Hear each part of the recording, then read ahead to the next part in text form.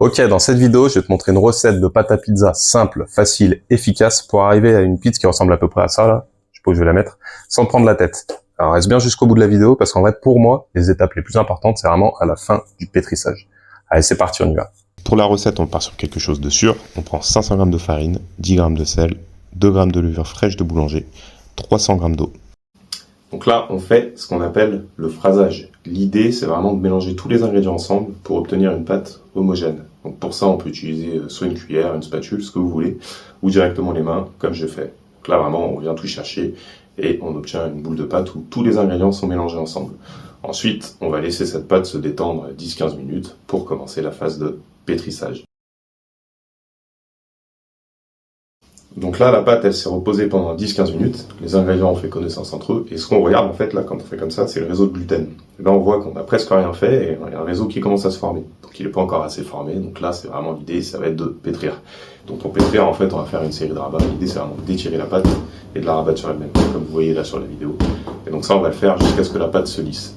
Ensuite, on va la laisser se reposer encore 10-15 minutes et recommencer l'opération.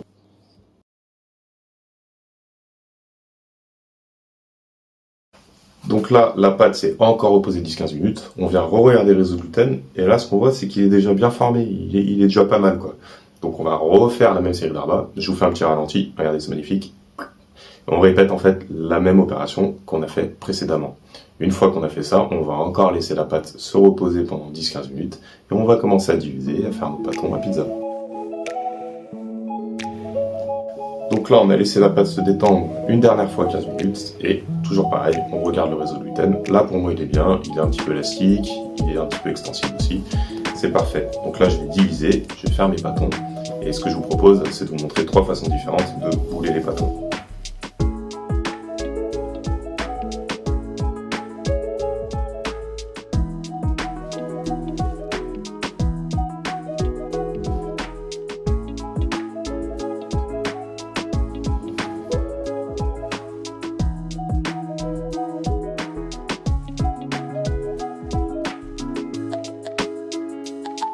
Donc là, on va finir de bouler. N'hésitez pas à me dire dans les commentaires si vous voulez que je vous explique comment étaler la pâte à pizza, si vous voulez que je rentre plus dans les détails sur comment bouler, etc.